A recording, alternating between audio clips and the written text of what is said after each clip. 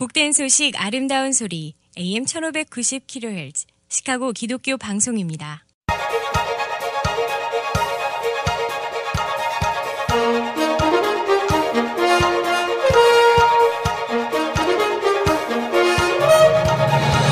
김정일 해설위원의 시사 해설. 세상을 넓게 봅니다. 삶의 지평이 넓어집니다.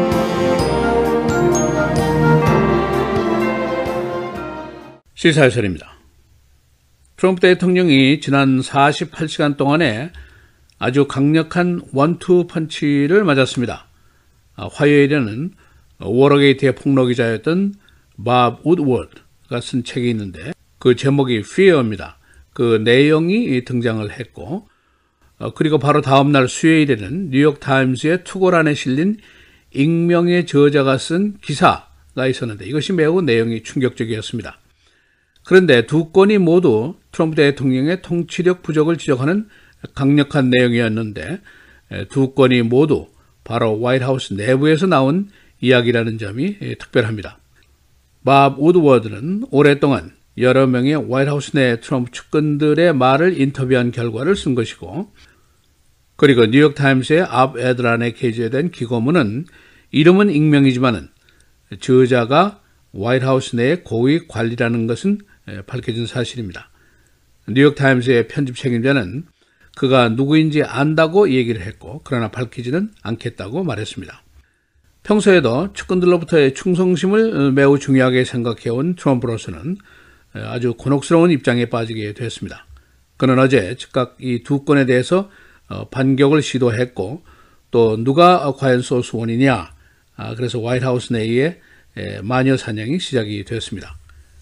그러나 그 책의 내용, 또 기고문의 진위 여부를 떠나서 이미 트럼프의 사정이 그 전과는 동일할 수가 없게 됐습니다. 워낙 그 내용이 충격적이고 예사롭지가 않기 때문입니다. 그래서 오늘은 밥 우드워드 기자가 쓴 책의 내용, 그리고 뉴욕타임스 기고문의 내용, 그리고 트럼프 대통령의 반격은 어떻게 시도되고 있는지, 또 이 폭로가 가져온 충격의 정도는 어느 정도인지 총합을 해보겠습니다. 밥 우드워드 기자가 쓴 책의 제목은 Fear, Trump and the White House 이렇게 되어 있습니다.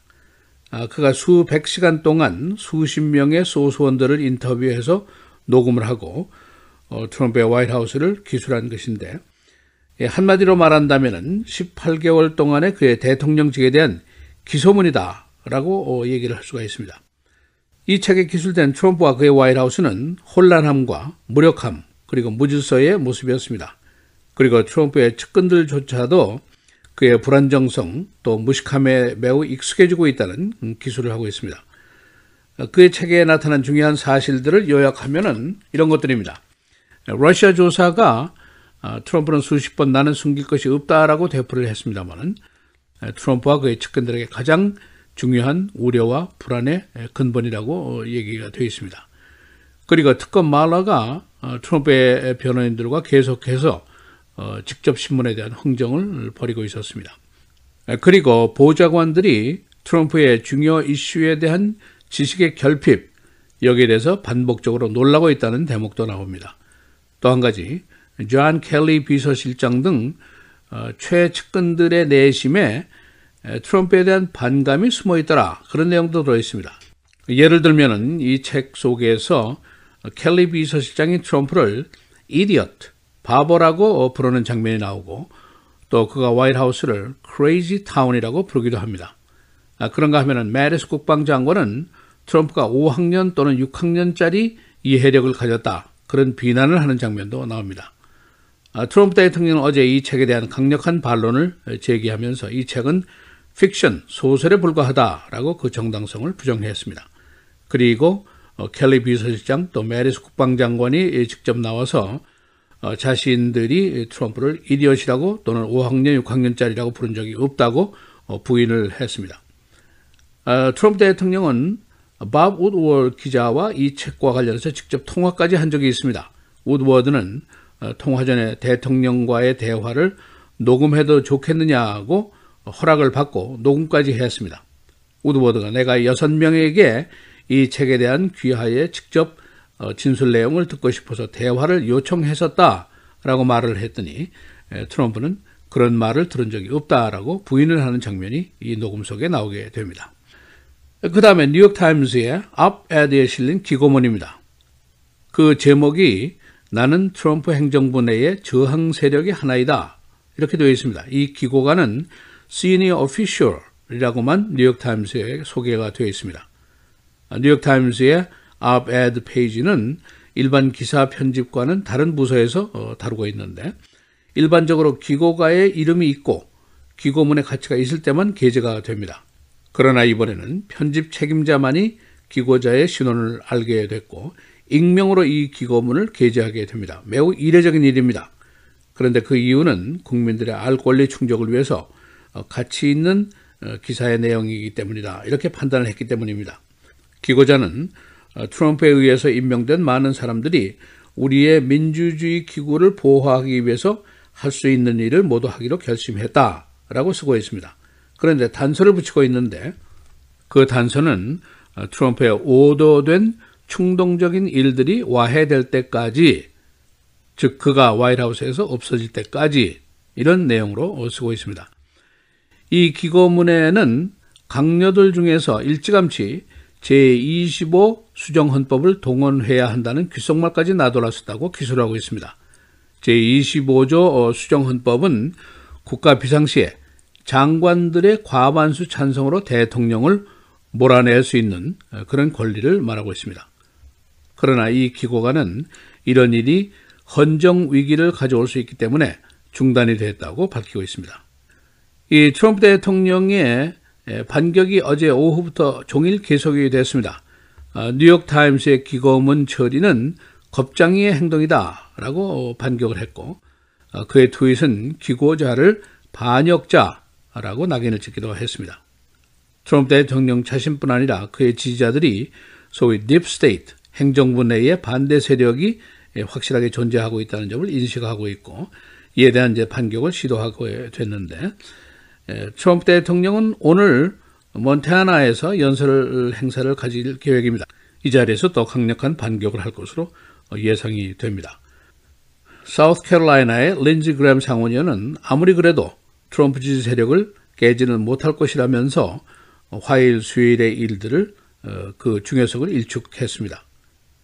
그러나 트럼프의 오늘은 어제 그제와는 다를 수밖에 없습니다. 우선 그의 통치력에 대한 반란이 내부에서 나왔다는 점이고 또 그의 충성심 맹세 요구에도 불구하고 내부에 저항 세력이 은밀하게 활동을 하고 있다는 것이 밝혀졌고 예를 들면 파이어된 흑인 여성 보좌관이 화이트하우스 내 보좌관들이 자신의 보호를 위해서 상급자와 대화를 할 때 은밀하게 녹음을 하고 있다라는 말을 한 적이 있습니다.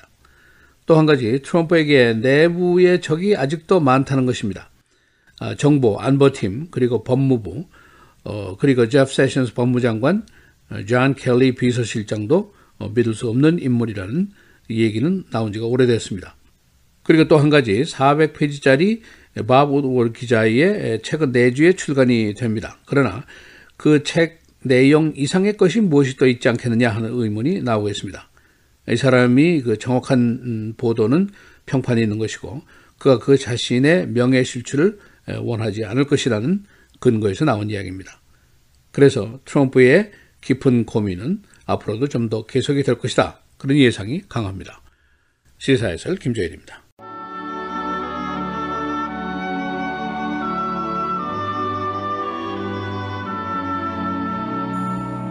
사랑하는 자들아, 하나님이 이같이 우리를 사랑하셨은즉 우리도 서로 사랑하는 것이 마땅하도다. 어느 때나 하나님을 본 사람이 없으되 만일 우리가 서로 사랑하면 하나님이 우리 안에 거하시고 그의 사랑이 우리 안에 온전히 이루어지느니라.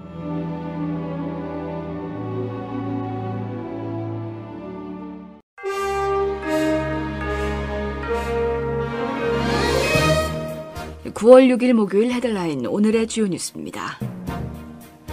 트럼프 대통령의 정책을 막기 위한 레지스탕스가 정부 내에 존재한다는 뉴욕타임스의 익명 칼럼에 백악관이 발칵 뒤집혔습니다. 언론은 어제 뉴욕타임스 웹사이트에 이 칼럼이 게재된 이후 백악관이 사실상 패닉 상태에 빠졌다고 보도했습니다. 예정됐던 회의들이 취소됐고 익명의 고위관리라고만 공개된 필자를 색출하기 위해 문장 스타일을 하나하나 분석하는 작업이 진행되고 있는 것으로 알려졌습니다. 보좌관들과 백악관 외부 인사들 사이에서는 잠들어 있던 조직이 깨어났다는 문자 메시지가 나돌고 있다고 언론은 전했습니다.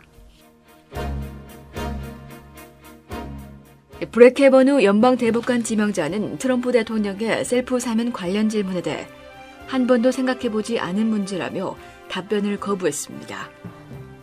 야당 의원들은 어제 청문회 둘째 날을 맞아 날선 질문들을 쏟아냈습니다. 캐버노는 우리 헌법 체계에서 그 누구도 법 위에 있지는 않다고 말했지만 정치적으로 해석될 수 있는 질문들에 대해서는 답변을 피했습니다. 트럼프 대통령이 제임스 매티스 국방장관 교체를 검토하고 있다는 보도가 나왔습니다. 후임자는 은퇴한 사성장군인 제킨이 유력한 것으로 전해졌습니다. 좌실 녹인 칼럼니스트는 어제 워싱턴 포스트 기고를 통해 백악관이 매티스 장관의 교체 가능성을 검토하고 있다고 밝혔습니다. 앞서 언론인 밥 우드워드의 신간에 따르면 매티스는 트럼프 대통령에 대해 10세에서 11세에 해당하는 5에서 6학년의 이해력을 가졌다고 한 발언이 폭로되면서 논란이 일기도 했습니다.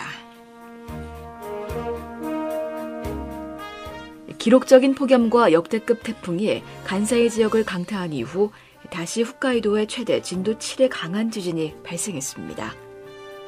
일본 기상청에 따르면 현지 시간 오늘 새벽 3시 8분경 일본 북단 홋카이도 중동부 지역에 규모 6.7의 강진이 발생해 8명이 사망하고 33명이 실종된 한편 100명 이상이 중경상을 입었습니다. 이번 지진으로 295만 가구에서 정전이 발생했으며 철도, 항공이 올스탑하고 학교들도 휴교에 들어갔습니다. 이번 지진의 최대 진동은 진도 7로 일본 지진 분류 체계 중 가장 강한 것입니다. 아랍에미리트 두바이를 출발해 어제 뉴욕 케네디 공항에 도착한 에미레이트 항공 203편 A380 여객기에 타고 있던 승객들이 집단 호흡기 질환을 일으켰습니다. 당국은 집단 호흡기 질환 원인이 일단 인플루엔자 유행성 감기로 추정되지만 메르스, 중동호흡기 증후군일 가능성도 제기되고 있습니다. 메르스는 2012년 4월 처음 발견된 호흡기 증후군으로 사우디아라비아 등 중동 지역에서 주로 발병하고 있으며 한국에서도 지난 2015년 100명이 넘는 감염자가 발생했었습니다. 남북이 문재인 대통령과 김정은 북한 국무위원장의 세 번째 남북 정상회담 개최 일정과 의제를 합의했습니다. 평양 남북 정상회담은 9월 18일부터 2박 3일 동안 열립니다. 한편 트럼프 대통령은 김정은 북한 국무위원장이 트럼프 대통령에 대한 자신의 신뢰는 변함없다고 밝힌 데 대해 김 위원장에게 감사하다고 화답했습니다. 트럼프 대통령은 자신의 트위터를 통해 김 위원장의 발언을 소개하면서 이같이 밝히고 우리는 비핵화를 함께 해낼 것이라고 강조했습니다. 시카고 경찰 개혁안에 대한 새로운 합의가 어제 주 검찰과 시카고시 사이에 이루어졌습니다. 이 합의는 앞으로 경찰이 용의자에게 총을 겨눌 시에 이를 문서로 보고하도록 했습니다. 양측은 연방법원의 감독하에 시카고 경찰 개혁안을 거의 1년에 걸쳐 만들고 있습니다. 락퀸 맥다널 사건 재판이 어제부터 시작됐습니다. 재판부는 어제부터 배심원 선정 작업에 들어갔는데 배심원 후보가 이번 사건에는 200명이나 됩니다. 어제 법정 앞에는 일단의 시위대가 모여 16샷 등을 외치면서 시위를 벌였습니다. 피해자 측은 여론 재판을 우려해 다른 법정에서의 재판을 요구했었으나 재판부는 이를 받아들이지 않았습니다. 오헤어 공항 부근의 구름다리 오아시스가 오늘부터 사라집니다. 도로당국은 일리노이 토레이 확장 사업을 위해 이 지역을 5차선으로 늘립니다. 이에 따라 하이웨이를 가로질러 오랫동안 명소로 이용되어 왔던 이 오아시스는 어제 폐쇄됐습니다. 이 오아시스는 1959년에 세워진 것입니다. 날씨입니다. 오늘은 오전부터 낮까지 대부분 지역에 비가 내리겠고 오후에는 흐린 날씨가 이어지겠습니다. 기온은 오늘부터 주말까지 대폭 떨어지면서 선선하겠습니다. 낮 최고 70도, 밤 최저 64도. 내일은 대체로 흐리겠고 낮 최고 70도, 밤 최저 62도. 토요일은 흐린 가운데 오후부터 비 소식이 있겠습니다. 낮 최고 68도, 밤 최저 59도. 주일은 다소 구름 많은 대체로 맑은 날씨 보이겠습니다. 낮 최고 69도, 밤 최저 69도입니다.